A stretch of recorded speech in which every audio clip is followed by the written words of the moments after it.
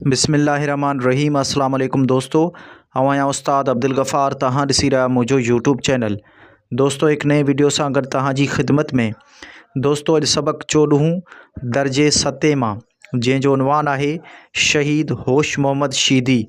पहिरें हिन सबक जूं लफ़्ज़ माञाऊं, पोइ सवाल जवाब, उन खां बैदि में ॿियूं जेके एक्सरसाइज़ूं आहिनि उन्हनि खे हल कंदासीं। तव्हां दोस्तनि खे गुज़ारिश आहे जेकॾहिं चैनल ते नवां आहियो चैनल खे सब्सक्राइब, वीडियो खे लाइक शेयर ऐं पंहिंजी क़ीमती राय खां ज़रूरु आगाह कंदा। हलूं था सबक जे लफ़्ज़ माञा ऐं सवाल जवाबनि जे तरफ़। जी दोस्तों, हाणे असां लफ़्ज़नि जूं माञाऊं लिखंदासीं। लफ़्ज़ सिर माना जान, लफ़्ज़ मुड़ियो माना रुकियो या बाज़ आयो, लफ़्ज़ दड़को माना धमकी, लफ़्ज़ जोधन माना बहादुरन, लफ़्ज़ मुहिब वतन माना वतन सां मोहब्बत कंदड़, लफ़्ज़ साज़िश माना धोखेबाज़ी, लफ़्ज़ उत्साह माना उभारण। पोइ लफ़्ज़ आहे हम असर माना हिक दौर जा या सानी। पोइ लफ़्ज़ आहे वीछा माना फ़र्क़, लफ़्ज़ सूरमन माना बहादुरन। पोइ लफ़्ज़ आहे दगा माना दोखो या फ़रेब, लफ़्ज़ हवेली माना कोट या घर या वेढ़ो, लफ़्ज़ ख़वाहिश माना इरादो।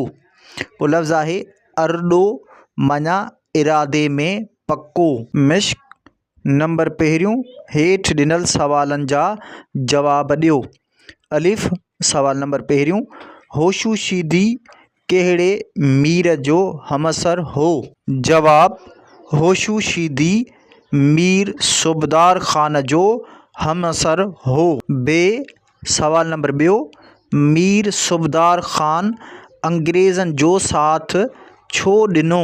जवाब, मीर सूबेदार ख़ान अंग्रेज़नि जो साथ हुकूमत मिलण जे आसिरे ते ॾिनो। जीम सवाल नंबर टियों, इमामगढ़ वारो क़िलो किथे हो? जवाब, इमामगढ़ वारो क़िलो खैरपुर में हो। दाल सवाल नंबर चोथों, मीर शेर मोहम्मद टालपुर किथे जो हुक्मरान हो? जवाब, मीर शेर मोहम्मद मलकानी मीरपुर ख़ास जो हुक्मरान हो। हे सवाल नंबर पंजों, होशूअ कहिड़ो तारीख़ी नारो हयो? जवाब, होशूअ ही तारीख़ी नारो हयो त मरवेसूं मरवेसूं पर सिंध न ॾेसूं। नंबर ॿियो, हेठि ॾिनल लफ़्ज़नि जी माना लिखो ऐं जुमलनि में कमु आणियो। लफ़्ज़ आहिनि मुहिब वतन, साज़िश, ख़वाहिश, उत्साह, अरडो। जी दोस्तों, हाणे लफ़्ज़नि जूं मानाऊं लिखंदासीं ऐं इन्हनि खे जुमलनि में इस्तेमालु कंदासीं।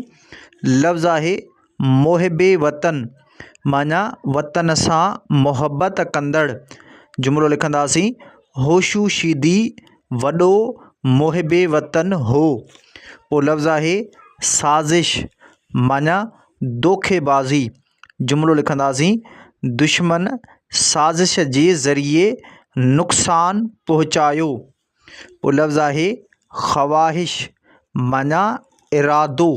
जुमिलो लिखंदासीं, असांजी ख़वाहिश आहे त असांजो वतन तरक़ी करे।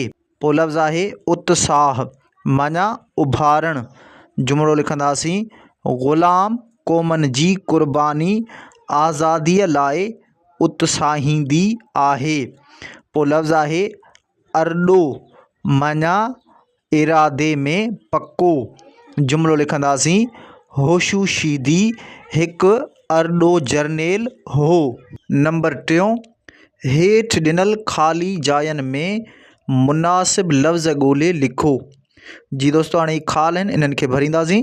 अलिफ़, शहीद होश मोहम्मद शीदीअ जो जनमु ख़ाल में थियो 1801 ईस्वीअ, 1807 ईस्वीअ, 1805 ईस्वीअ या 1810 ईस्वी में। खाल में लिखंदासीं 1801 ईस्वी। बे अंग्रेज़ जनरल खाल होशूअ जी बहादुरी अखियुनि सां ॾिठी। General John Jacob, Charles Napier, general Dyer.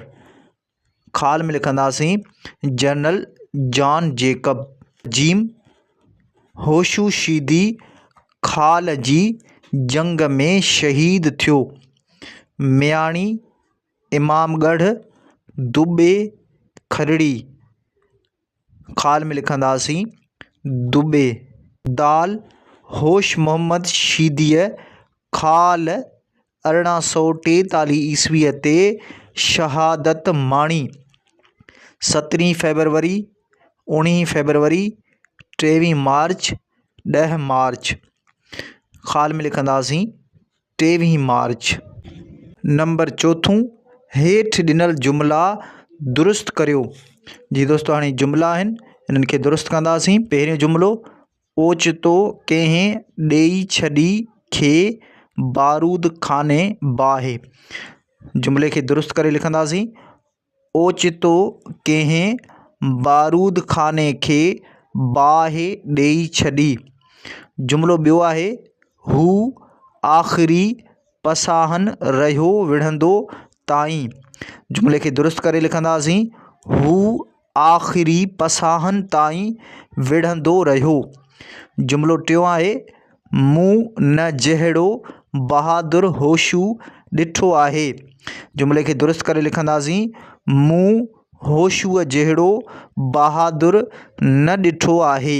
Number 5 हेठि ॾिनल इस्तिलाहनि जी सम्झाणी ॾियो। जी दोस्तों, हाणे इस्तिलाह आहिनि, मान मथाहूं करणु, सिर ॾियणु, वीछा विसारणु, अखियुनि आॾो टरी वञणु। जी दोस्तों, हाणे इस्तिलाहनि जूं सम्झाणियूं लिखंदासीं। पहिरियों इस्तिलाह आहे मान मथाहूं करणु। सम्झाणी, इज़त ॾियणु या इज़त वधाइणु। इस्तिलाह नंबर 2 सिर ॾियणु। सम्झाणी, क़ुर्बानी ॾियणु। इस्तिलाह नंबर 3 वीछा विसारणु। सम्झाणी, इख़्तिलाफ़ ख़तमु करणु। इस्तिलाह नंबर 4 अखियुनि आॾो टरी वञणु। सम्झाणी, अॻियां हटी वञणु। नंबर 6 हेठि ॾिनल लफ़्ज़नि जा साॻीअ माना वारा लफ़्ज़ लिखो। जी दोस्तों, हाणे लफ़्ज़ आहिनि, इन्हनि जी साॻी माना वारा लफ़्ज़ लिखंदासीं। लफ़्ज़ आहे हुक्मरान, साॻे माना वारो लफ़्ज़ हाकिम। लफ़्ज़ दुश्मन, साॻे माना वारो लफ़्ज़ वेरी। लफ़्ज़ ख़तरो, साॻी माना वारो लफ़्ज़ ख़ौफ़।